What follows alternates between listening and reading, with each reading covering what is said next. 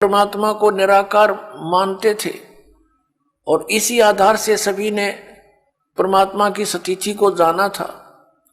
और इसी आधार से ये महर्षि दयानंद और इसके जितने भी अनुयायी आचार्य हुए हैं, उन्होंने उसी आधार से भगवान को मानकर वेदों का अनुवाद किया। तो अब इनके आगे याद आ गई कि परमात्मा की महिमा चल रही है और हम परमात्मा परमात्मा लिखते आ रहे हैं।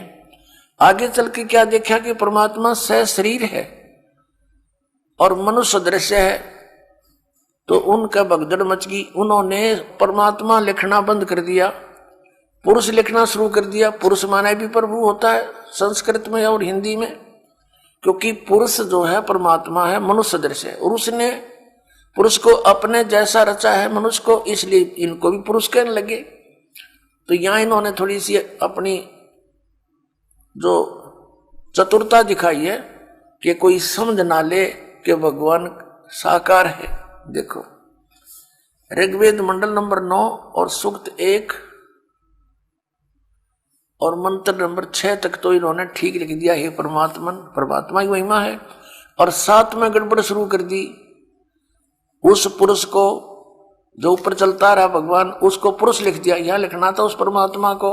आगे देखो 8 में भी यही कर दिया, उस पुरुष को, उस परमात्मा को उग्र गतियां प्रेरणा करती हैं और भासमान शरीर को, तेजोमय शरीर को, सुंदर शरीर को वह पुरुष वो परमात्मा प्राप्त होता है अपने आत्माओं।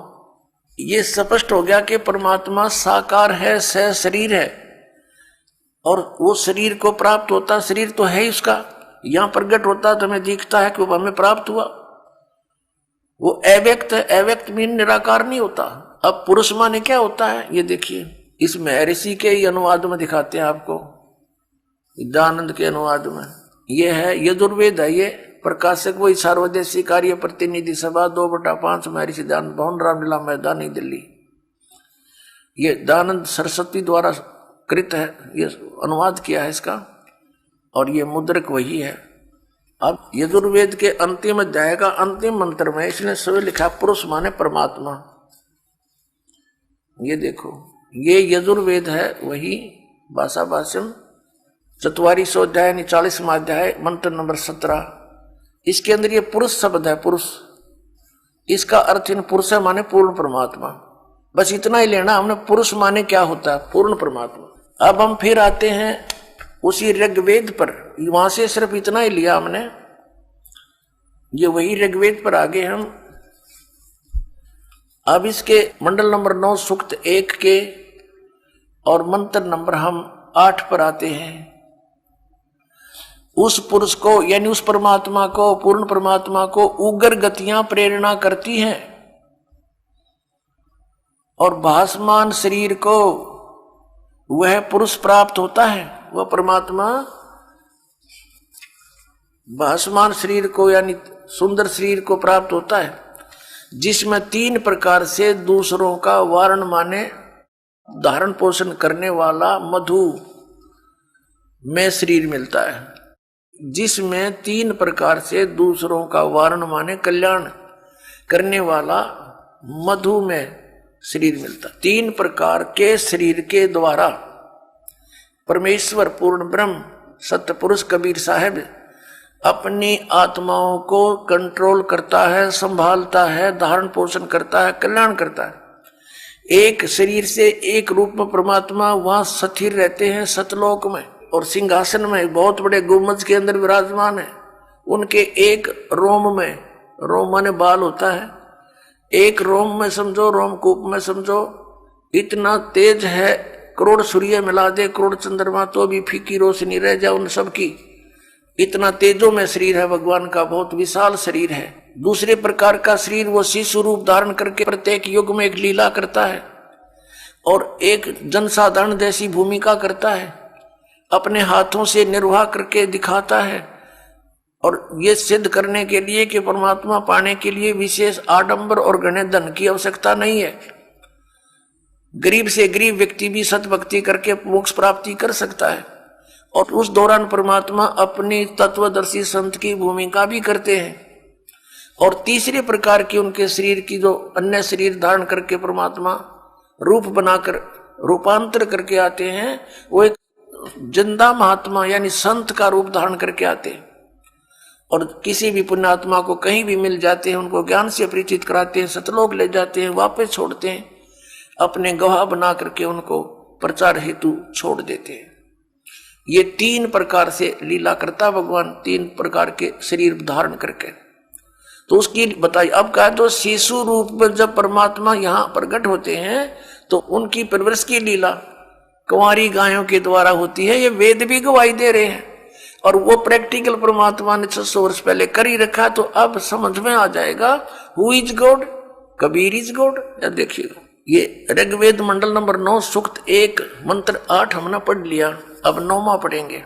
उस सोम स्वभाव वाले श्रद्धालु पुरुष को, सोम माने लिखना था उस अमर पुरुष को, ये शिशुम यानी कुमार अवस्था में ही सब प्रकार से अभी अधन्या अहिंसनीय, धेनो माने गौवे तृप्त करती हैं। अब इन्होंने परमात्मा ने इनके कर कमलों से शुक्र है थोड़ा बहुत ठीक लिखवा दिया, ना तो कति अड़ंगा भी कर सकते थे। अभी अधन्या, अधन्या माने बिल्कुल बिना दनाई। जैसे दास बचपन से अपने गांव में सुना करते थे, कहते थे ये गायें बिना धनाई है, तो उसको संस्कृत में अधन्या, अधन्या बिना धनाई, यानी जिसने गर्भ धारण ना किया, यानी बिना धनाई है ये। और अभी अधन्या पूर्ण रूपेण यानी अनटच्ड कुमारी।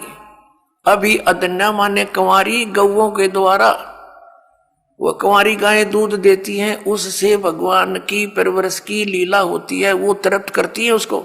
ये देखना ऋग्वेद मंडल नंबर 9 सूक्त 1 मंत्र 9 में उस शिशु रूपधारी अमर पुरुष को, ये कहना चाहिए था, लिखना चाहिए था, उस शिशु रूप में प्रगट परमात्मा को सब प्रकार से, अधन्या माने सब प्रकार से बिना धनाई, यानी अभी अधन्या पूर्ण रूपेण अनटच्ड, देनव माने गौवे तृप्त करती है। उनकी परवरिश की लीला उनसे होती है। बोलो सतगुरुदेव की जय।